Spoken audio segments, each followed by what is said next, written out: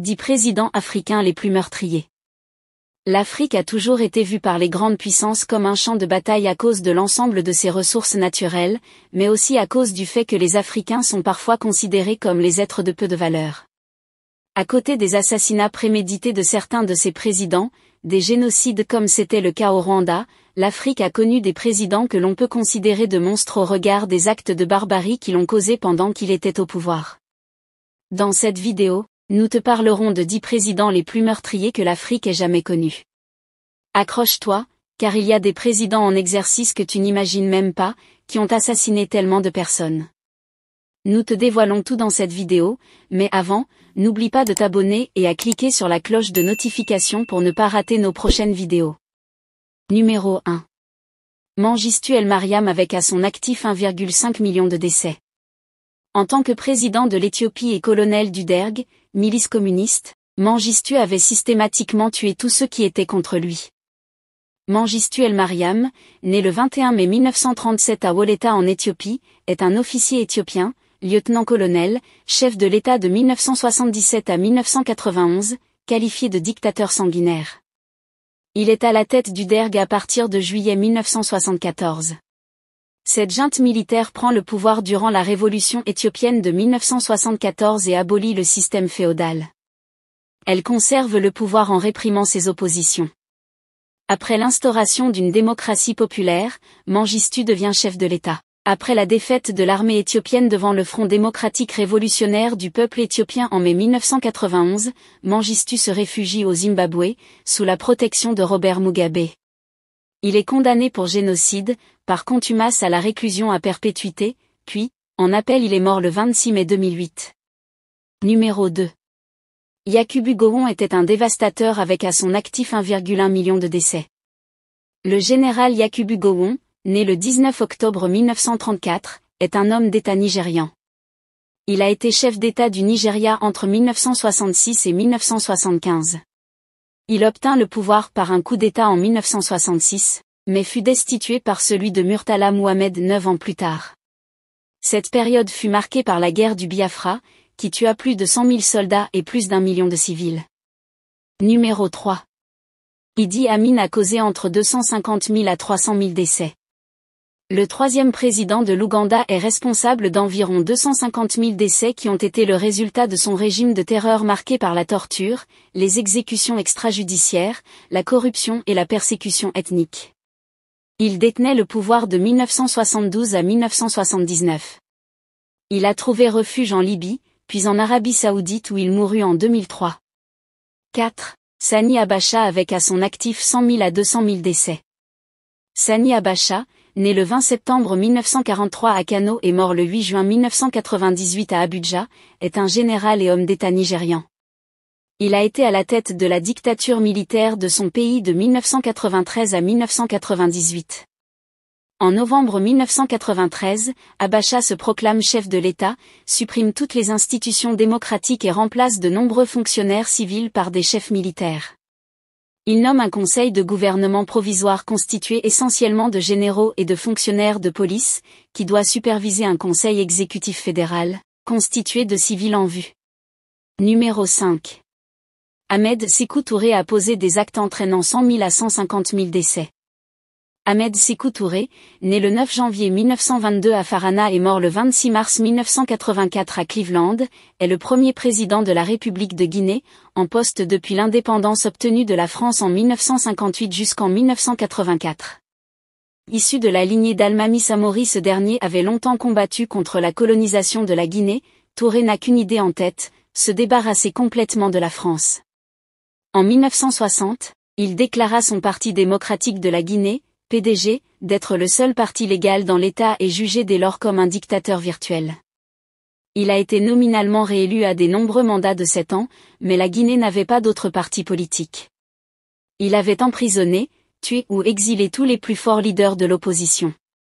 Selon Amnesty International, quelques 50 000 personnes auraient été assassinées sous le régime de Touré, de 1958 à 1984. Mais selon Africa Cradle, 100 000 à 150 000 ont été tués pendant le régime de Touré. Numéro 6. Charles Taylor est responsable de 100 000 à 150 000 décès. Taylor est né le 28 janvier 1948 d'un père américain et d'une mère américano-libérienne qui font partie de l'élite du pays. À 24 ans, Taylor quitte le Libéria pour travailler et étudier aux États-Unis. En 1977, il est diplômé en économie du Bentley College dans le Massachusetts. Durant ses études, Taylor développe un intérêt pour la politique et décide de joindre l'Union of Liberian Association, ULA, dont il devient président national. Ce groupe dénonce le régime du président libérien de l'époque, William Tolbert. Peu de temps après, ce dernier est assassiné, victime d'un coup d'État de Samuel Doe. Doe devient président, nomme Taylor conseiller et lui confie les services généraux du gouvernement. Après avoir détourné $900 000 en 3 ans, Taylor perd son poste et fuit aux États-Unis. Arrêté puis emprisonné, il réussit à s'enfuir et se réfugie en Afrique afin de préparer une rébellion contre Samuel Doe. Pour ce faire, il joint le National Patriotic Front of Liberia, NPFL, et en devient leader vers la fin des années 1980. En 1989, le NPFL lance une attaque, c'est le début de la guerre civile. Rapidement, Taylor contrôle une grande partie du pays, mais un éclatement au sein du NPLF ralentit sa conquête. De fait, un de ses principaux lieutenants, Prince Johnson, se dissocie de son leader et fonde avec près de 1000 hommes l'INPLF, Independent National Patriotic Front of Liberia. Prince Johnson et ses troupes prennent le contrôle de la capitale Monrovia, et assassinent Samuel Doe. Les troupes de Taylor et Johnson s'affrontent et la guerre civile prend toute son ampleur pendant les 7 années qui suivent. En juillet 1997, des élections sont tenues et Taylor est élu avec 75% des voix. Le scrutin a été jugé juste par les observateurs internationaux, mais des doutes persistent quant à sa validité. Pendant son règne à la tête de l'État, Taylor continue de combattre tous ceux qui s'opposent à son pouvoir. La répression contre l'opposition fera 150 000 morts jusqu'en 1995. Numéro 7. Hissène Habré avec à son actif 80 000 à 100 000 décès. Hissène Habré né le 13 août 1942 à Faya-Largeau, est un homme d'État tchadien, membre de l'ethnie Goran ou Toubou et du clan Anakaza. Il a été président de la République du Tchad, de 1982 à 1990 à la suite du coup d'État qui renverse Goukouni Weddey.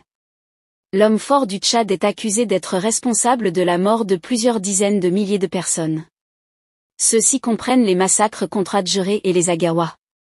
Condamné à mort par contumace pour crimes contre l'humanité par un tribunal de Djamena, il est actuellement réfugié au Sénégal et inculpé de crimes contre l'humanité, crimes de guerre et actes de torture. La Cour internationale de justice a décidé le 20 juillet 2012 que le Sénégal avait manqué à ses obligations internationales et a ordonné aux autorités sénégalaises soit de juger Habré, soit de l'extrader vers la Belgique. Le procès s'ouvre à Dakar, le 20 juillet 2015. Numéro 8. Macius Nguema est responsable de 50 000 à 70 000 décès. Francisco Macias Nguema, qui africanisa son nom en 1976 en Mazi Nguema Biogo Ngendang, est un homme politique équato-guinéen, né à Nsegayon le 1er janvier 1924 à Rio Muni, est mort à Malabo le 29 septembre 1979. En 1972, il se proclame président à vie, Premier ministre, ministre de la Justice et des Finances. Les 11 ans de dictature de Macias Nguema sont souvent comparés à la présidence d'Idi Amin Dada en Ouganda, ou à celle de Bokassa en Centrafrique. La mémoire de cette période de violence et de souffrance pour la majorité du peuple équato-guinéen est encore vive aujourd'hui.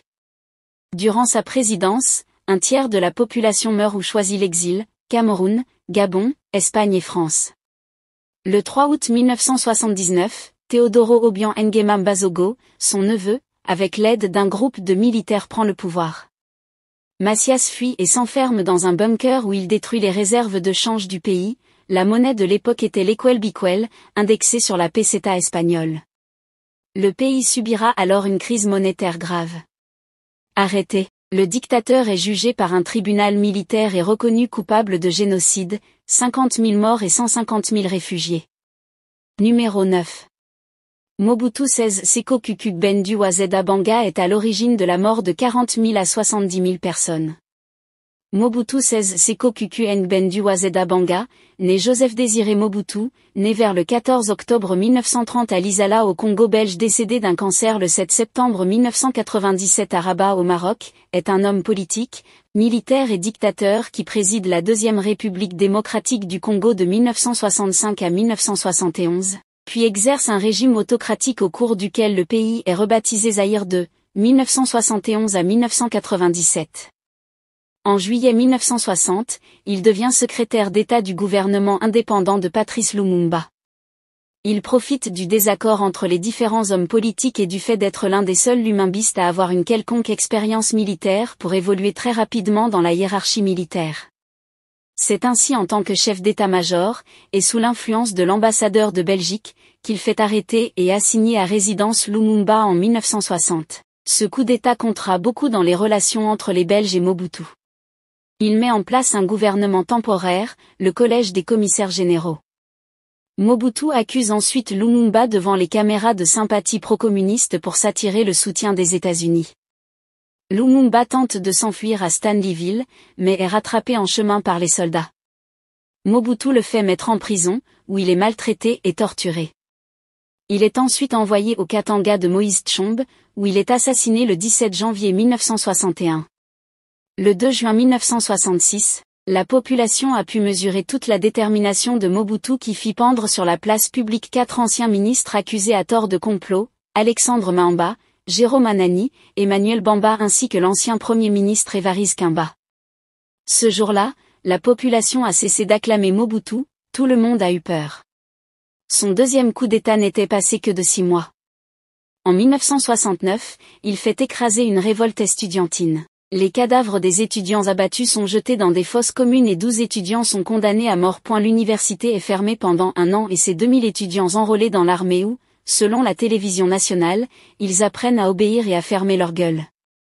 Il instaure un régime autoritaire à parti unique, le mouvement populaire de la Révolution, et en devient le maréchal président en 1982. Il mène une guerre sans merci et tue ses opposants. D'où son nouveau nom Mobutu Sese Seko Kuku Ngbendu Wazeda Banga, qui signifie « Mobutu le guerrier qui va de victoire en victoire sans que personne ne puisse l'arrêter ». Numéro 10. Paul Biya avec à son actif 20 000 à 30 000 décès. Paul Biya est né le 13 février 1933 à Womeka au Cameroun, sous le nom de Paul Barthélemy Biya Abimvondo. Il est le second président de la République du Cameroun et est en fonction depuis le 6 novembre 1982. Il a été associé à de nombreux enlèvements, de la corruption et de meurtres de personnes qui lui opposent. Il faut noter qu'avec ce classement, plusieurs présidents africains ayant commis aussi des actes désastreux ne figurent pas sur cette liste.